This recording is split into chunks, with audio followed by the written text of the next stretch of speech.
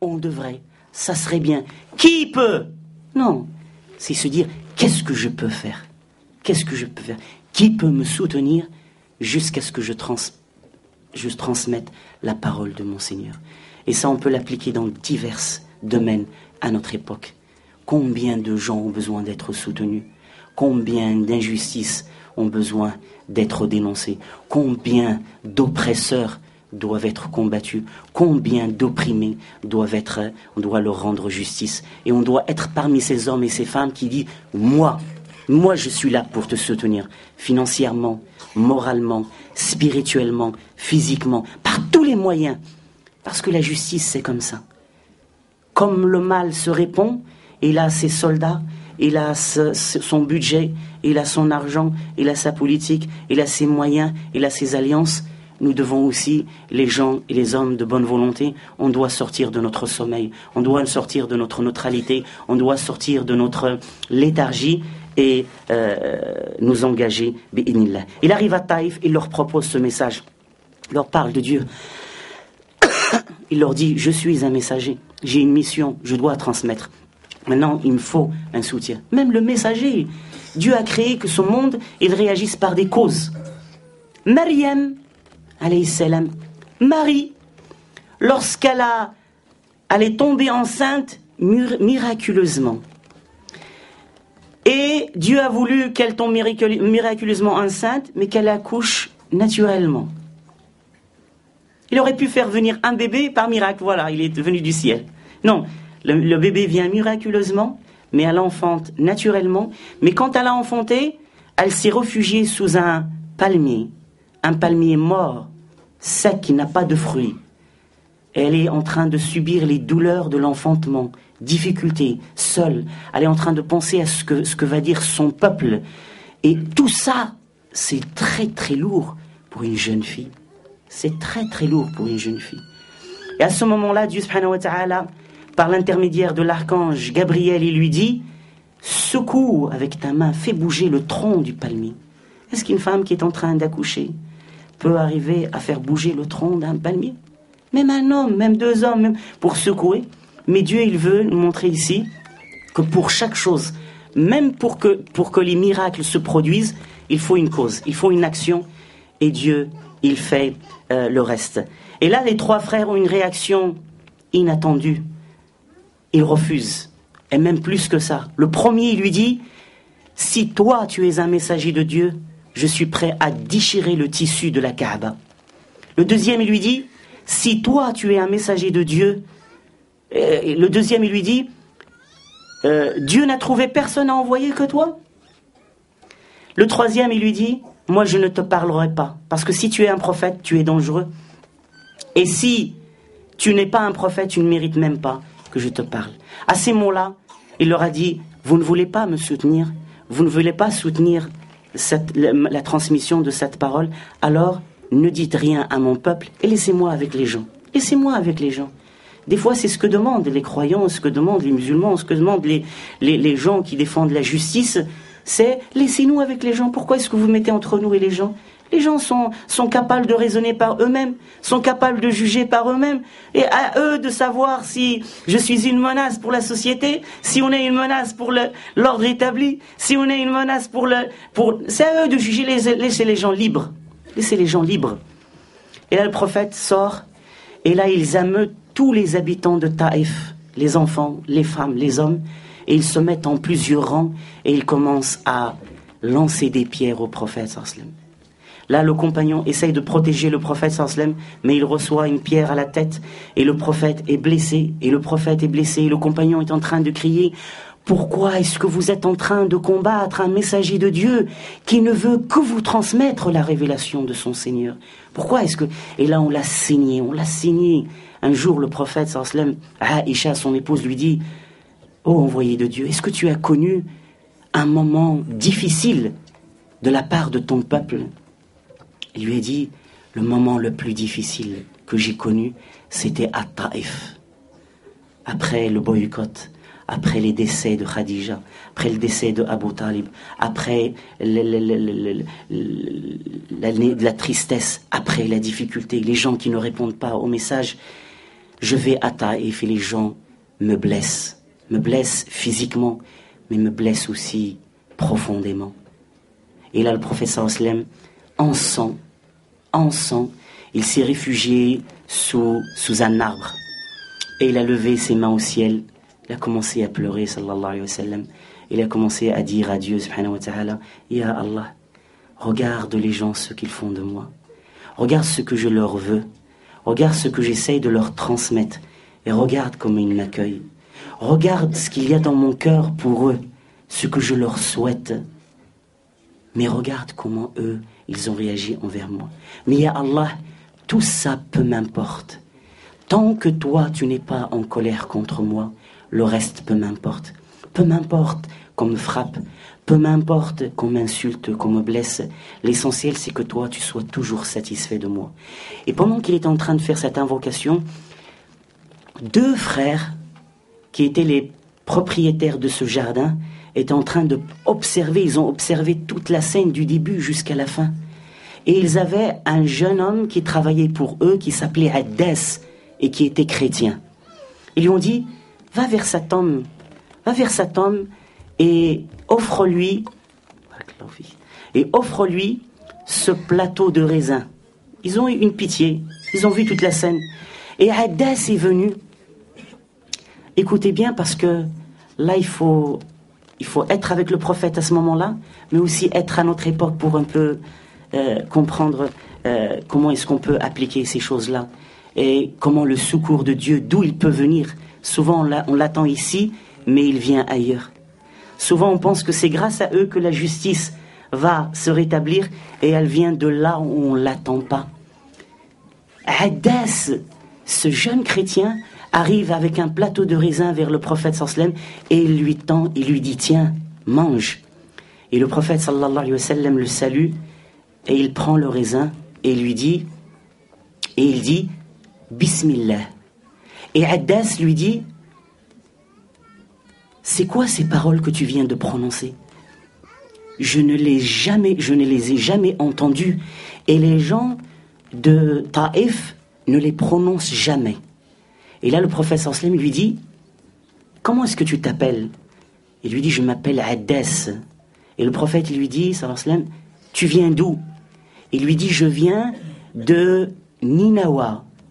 Et là, le prophète sallam se réjouit et lui dit, tu viens de Ninawa? Tu viens de la cité de Jonas, fils de Matthieu? Tu viens de la cité de cet homme vertueux qui s'appelle Yunus ibn Matta, Jonas, fils de Matthieu? Et là, Addas, un chrétien qui connaît les textes, qui connaît ses prophètes, il sursaute, il lui dit, mais qui t'a appris le nom de cette personne? Aucune personne ici ne connaît le prophète Jonas. Et les Arabes, on sait, pour la plupart, ils ne savent pas lire. Toi, tu sais ni lire ni écrire. D'où tu as eu cette culture? D'où tu as eu cette science? Et là, le prophète, tout simplement, il lui dit, je suis un messager de Dieu. Je suis le dernier prophète pour l'humanité. Et Jonas, fils de Matthieu, est mon frère spirituel. C'est un prophète comme moi.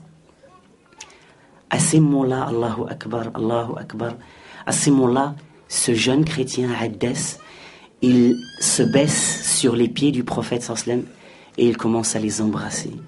Et il commence à lui embrasser les mains. Et lui commence à lui embrasser la tête.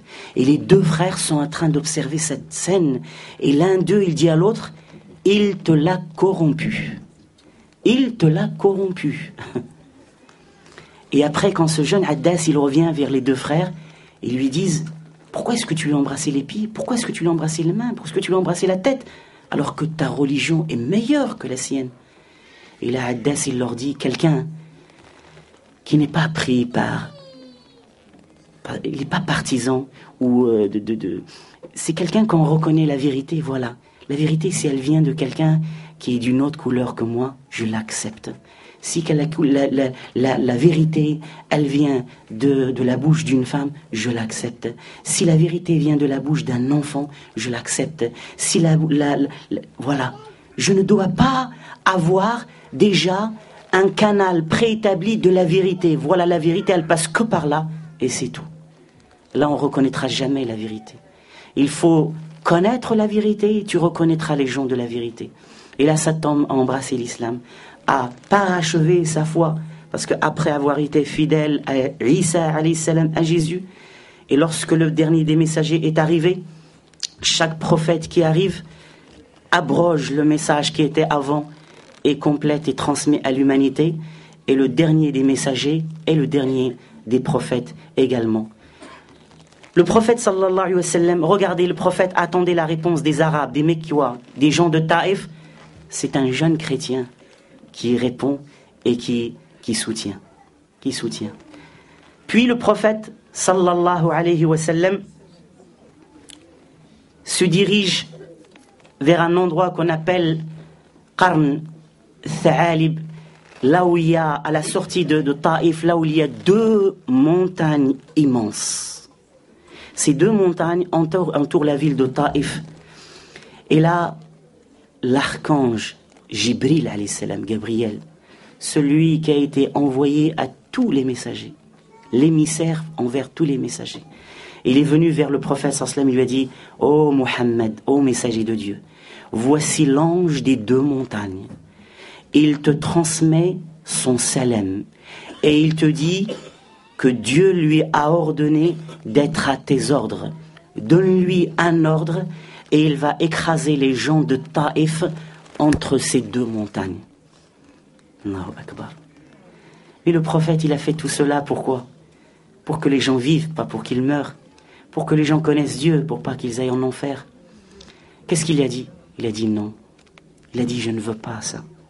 Il a dit: mais je demande à Dieu. Il invoque Dieu pour eux. Il dit: mais je demande à Dieu qu'il fasse sortir d'eux une descendance qui reconnaîtra Dieu subhanahu wa ta'ala.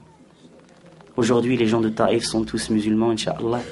Il y a des savants, il y a des... Voilà, par l'invocation du prophète, sallallahu alayhi wa sallam. Puis, le prophète entame son voyage de retour. Regardez, tout cet effort-là, on a l'impression que le prophète a été blessé, insulté. Tout ce qu'il a fait, le chemin qu'il a fait, etc., il l'a fait pour ce jeune homme. Pour ce jeune chrétien, il l'a fait. Il le mérite, parce qu'il a un cœur pur, il a un cœur vrai. Si les autres n'acceptent pas le message, ce message-là de Dieu dans le Coran, il dit: si vous ne le soutenez pas, Dieu fera venir un autre peuple, d'autres personnes qui le soutiendront et que Dieu aimera et que eux aimeront Dieu subhanahu wa ta'ala. Il n'y a pas de garantie parce que tu es arabe. Tu n'as pas de garantie parce que tu es musulman par héritage. Il n'y a pas de garantie parce que tu portes un nom musulman. Non, Dieu il regarde les cœurs. Tu peux passer 60 ans de ta vie dans l'islam sans rien ressentir, sans rien bouger, sans rien faire. Et quelqu'un qui va venir du jour au lendemain, il était chrétien, catholique, était juif, était je ne sais athée, et il va te dépasser spirituellement. Il va comprendre le message mieux que toi, mieux que moi, et il va l'appliquer mieux que moi, mieux que toi. Et Dieu, voilà, Dieu il est juste, il juge celui qui applique. Sur le chemin du retour, et je termine Inch'Allah par cela, le prophète sallallahu alayhi wa sallam, seul, il s'arrête pour dormir dans un endroit, et à ce moment-là, il s'endort, Inch'Allah, pendant la nuit, et sous un arbre, et il se réveille en plein milieu de la nuit. Parce que la nuit, elle n'est pas faite pour dormir totalement. La nuit, c'est une école. La nuit, c'est un moment de spiritualité intense. Dans la description de ceux qui suivront le dernier des messagers, il a dit « ce seront des moines la nuit », c'est-à-dire des gens, quand tu les vois, tu as l'impression que c'est des moines en adoration, en prière, en pleurs, en lecture du Coran, etc. Et le jour, ce sont des lions. Des lions dans quoi? Est-ce que c'est dans la course après le matériel? Non, ce sont des lions dans la défense des opprimés, dans la justice, etc. Ça, c'est les 2 dimensions des spiritualités avec laquelle sont venus tous les prophètes. Et la nuit est une école, et là je rappelle à mes sœurs, mes frères, à tous les invités, ceux qui veulent goûter, cette nuit-là, On va passer la nuit ici pour ceux qui veulent passer la nuit. Et puis, on va se réveiller 2 heures avant le soleil, 2 heures avant, même 2 heures avant la fajr, la prière de l'fajr, pour prier, pour méditer, pour lire le Coran, pour invoquer Dieu, pour purifier notre cœur. C'est une expérience que je recommande à ceux qui veulent goûter, à ceux qui veulent comprendre. Parce qu'il y a des choses qu'on ne trouve ni dans les livres, qu'on n'entend ni dans les conférences, mais qu'il faut goûter. Il faut goûter. Voilà. J'ai beau lire toutes les encyclopédies qu'il y a sur Terre sur l'eau, j'ai beau entendre tous les discours sur l'eau, si je ne la mets pas à ma bouche, je ne la goûte pas, je ne saurais pas ce que c'est que l'eau. Eh bien la foi, c'est comme ça. Il faut la goûter. C'est pas quelque chose sur laquelle on philosophe. Le prophète sallallahu alayhi wa sallam se réveille en plein milieu de la nuit et il commence à prier dans l'obscurité, à réciter le Coran et à prier. Inna nashi'ata al-layli hiya ashaddu wat'an wa aqwamu qila. La nuit, c'est une école. La nuit, c'est le moment propice pour réfléchir, pour méditer. La journée, il y a trop de vacarme. Trop de vacarme. La nuit, c'est là où on est près de notre Seigneur, on est près de la réalité spirituelle, on peut réfléchir mieux, on peut comprendre les choses mieux, etc. Et les gens qui veulent changer les choses sur Terre ne peuvent pas ne pas rentrer dans l'école de la nuit. Parce que l'école de la nuit, elle est importante. Elle apprend l'endurance, la patience, la fermeté, d'être sur des principes et la spiritualité. Pendant qu'il est en train de prier, un autre événement extraordinaire se déroule dans le monde de l'invisible et qui sera retranscrit au prophète sallallahu alayhi wa sallam par la suite. Une révélation du Coran lui sera révélée. Une sourate qui s'appelle les djinns. قل أوحي إلي أنه استمع نفر من الجن فقالوا إنا سمعنا قرآنا عجبا يهدي إلى الرشد فآمنا به ولن نشرك بربنا أحدا. Et dans une autre sourate, وإذ صرفنا إليك نفرا من الجن يستمعون القرآن فلما حضروه قالوا أنصتوا. Ces 2 versets parlent d'un genre de créature que Dieu a créé. Il n'y a pas que les êtres humains, il n'y a pas que les animaux, il n'y a pas que le matériel, il n'y a pas que les anges. Dieu dans le Coran il dit وَيَخْلُقُ مَا لَا تَعْلَمُونَ. Il crée ce que vous ne pouvez même pas imaginer. Et un des noms de Dieu, c'est le Khaliq, le créateur, qui crée. Allahu Akbar. Chaque jour, on découvre des espèces vivantes. Chaque jour, on découvre des choses dans cet univers. Chaque jour, on découvre des choses, des créations dans notre corps, dans notre vie. Et un des autres noms de Dieu, c'est Al-Khallaq, qui crée en permanence. Est-ce que nous sommes les seuls dans cet univers infini? Il n'y a que nous. C'est comme si on observait la Terre de l'espace et qu'on voit plein de lumières qui sont les gratte-ciel, les bâtiments, etc., les appartements, les maisons, et qu'une personne se dise il n'y a personne là-bas. Il n'y a personne. Ou je suis le seul. Ou bien il n'y a qu'une seule personne. Al-Khallaq. Parmi ces créatures, il y a des créatures qu'on appelle les djinns, qui sont des créatures de Dieu subhanahu wa ta'ala.